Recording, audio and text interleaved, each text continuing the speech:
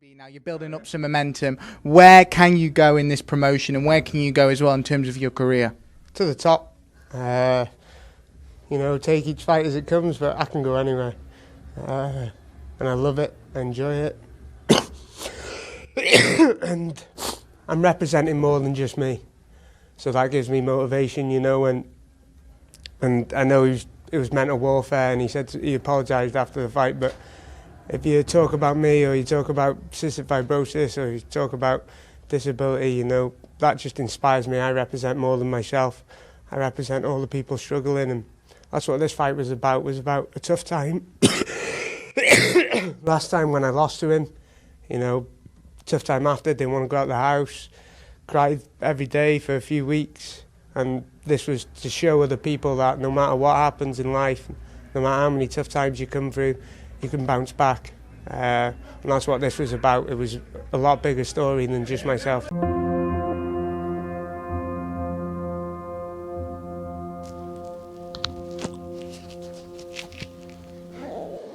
Could put my body on.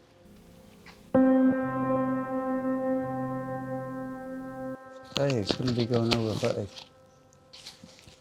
I want to make a fucking masterpiece. My name's Aaron. I was going to try and do Rich Vernon fucking voice, because he did Dan Hughes. Yeah.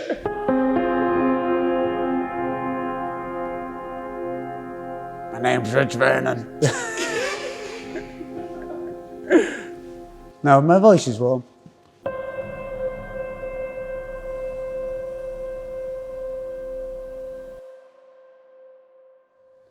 At the moment, I'm treating every fight like it's my last. I'm certainly not looking beyond the next 4 fights and that octagon deal finishes. Depends on how the fights go, how my performances are, how the gym's building and the team within the gym's building. So for me, I'm not fought past those 4 fights at the moment. Everyone could be my last. The ideal scenario for me as a fighter now is to go and win that belt on octagon. Like, if I have 4 fights, I definitely think it's possible for me to get there and get that title shot after 2-3 wins. From a career standpoint, I feel like, you got to be in this game to be the best, and that's what I'm aiming to still be. And is there anyone you want to thank or give a shout out to end? Just thank all my team, all my teammates, the MMA Academy, everyone there that helps me, everyone at IPC as well, my dad, everyone down there, my uncle, all the lads, family, that everyone supports me. Shout out to me nan. Like I said, that story that parents always tell me is when they got home from the hospital, they ripped up the booklet, which was about cystic fibrosis and like the life expectancy age, won't get married, will be in and out of school, and they just chucked it in the bin and said that won't be his life. And maybe from there, that moment is how they brought me up, and that was their commitment to getting me to where I am today. So we were in hospital after his operation, and I was in there with him one day, and he was having one of those days where he was really struggling, and I just looked at him and said, "Son, no better terminology than fighting to breathe right now." At which point he looked at me and said, "Dad, I don't think I've got any fight left in me." Probably at the start scary. The fear of the unknown, the fear of what they've been told about the norms of cystic fibrosis at the time, life expectancy, the health complications, going into an uncomfortable situation, which I think is tough as well when it's not you and you're looking after somebody else and they're your responsibility, and probably you want to just do whatever you can to make them be safe, make them be healthy, and you don't know if you're going to be able to do that truthfully. I'd say mainly because of my uncle. He started taking a class for charity for cystic fibrosis at the time. He used to go out every summer to America, train with Eric Poulsen there. When he'd come back, there weren't really much going on, so he started taking a class for charity. I was living at my dad's at the time, playing football. And he was like, come on, we're going. And I was like, yeah, sound. Fancy a bit of that. And just started, and obviously enjoyed it. I was like the youngest there at the time, and like everyone there was like the doorman in Wrexham and stuff, all these big guys. And I was like, oh, I was still in school, and I'm like, oh, this is cool. And I loved it straight away. And then just grew from there, really. I think I was 16 when I had my first amateur fight, and back then there was no lower weight classes than 70 kg. So I was like trying to bulk up to it. And they were like all the AMC rules they were back then. So 4-ounce gloves, no head strikes on the feet or on the ground, and you had 2 fights in one day. So you turned up, you weighed in the morning, you fought 1 in the morning, 1 in the early afternoon.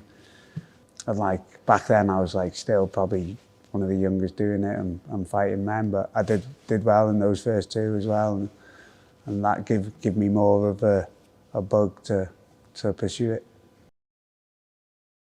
As an amateur, the one that impacted me the most was probably the Chris McDonald fight. I'm pretty sure it was meant to be like a 64 kg fight, and I think I weighed in at like 63. Because I couldn't get a fight lower weight for me at the time, and I think he missed weight. And I remember like the first exchange in that fight, he basically like pushed me on the floor. And like if you watch a fight back, like there's massive difference in size difference. And I remember just thinking to myself, I'm gonna have to grind this out and just wear on him. And pretty early in my career, like to have that knowledge at the time of the ways to win and get into those grinded positions, ended up being fight of the night. I was like sick after it and everything, because I pushed a good pace, but it was like a fight where you had to like dig in both at times. There was one time I was standing over his guard, and then I like woke up in his guard, and because I found out after he duck kicked me. So he duck kicked me, I just felt like, must have had like a little bit of like a out from it, bump back in his guard, and I just remember just carrying on ground and bound him and that. After, and like we spoke after, he was a nice guy, and I remember he was saying like he had nothing left, and like I felt like I had nothing left, but I remember I just always wanted to dig in, keep going, and like really enjoyed the ups and the downs of it, and I think that like helped me build into my style and know that like when it got tough, I was always going to just keep going and keep pushing forward, and it's good to have that knowledge that you know you'll never quit in there, and I feel like that one was probably the most impactful amateur fight. Toughest fight pre-cancer? I had a few tough ones, to be honest. My first pro loss was a tough fight, and someone who I knew was good and had been in the game a lot longer than me, Mick Gerrard. I took a late notice title fight on FCC against Andy Young, who was BAMA champ at the time, I think, or he went on to be BAMA champ and won a few organisations in some belts. And that was a fight, was 3 rounds, but it was actually meant to be 5 until the night they switched it to 3. So probably one of them, skill set wise. Not really. Fight I was having at the time was football MMA. Truthfully, like not a great amount, but I was getting paid to play football. We're just paying for my holidays with my mates and stuff. And I was like, you can't do both. And it was like constantly battling with that in my head. And like I'd be like, right, I'm going to MMA, but then I'd miss football for a little bit. I wouldn't go back to it. I never like once thought MMA wasn't for me, but the toughest challenge was like pulling away from football and just be like, no, that's gone now. Focus on this. It was mainly a decision between me and Jason at the time. Like we were trying to get a few fights at amateur, and we weren't able to get them. I'd had like 16 fights at the time.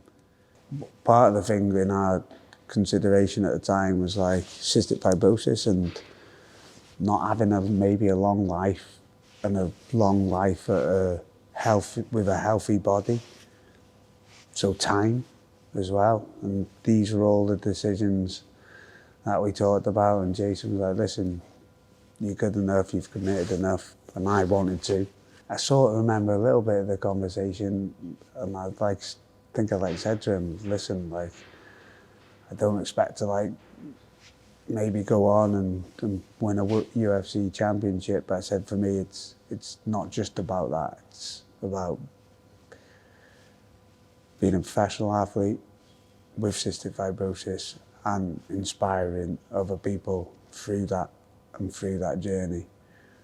And he was like, yeah, let's do it. And we both agreed, and that was the start. I hope it's a good fight. Like I said, I'm at a point in my career where every fight's a last. And it's about how I go out, and hopefully I will be remembered as I go out. And I've always said I want my fighting style to represent who I am, how I live. And that comes with tough fights, wars, where you have to dig in and you have to push through. And like I've always said, show me the person, I'll show you the fighter. Show me the fighter, I'll show you the person. And like, that's what I really want to have come through now at the end. The expression of Aaron Aby in those fights, and then hopefully inspire other people by doing that.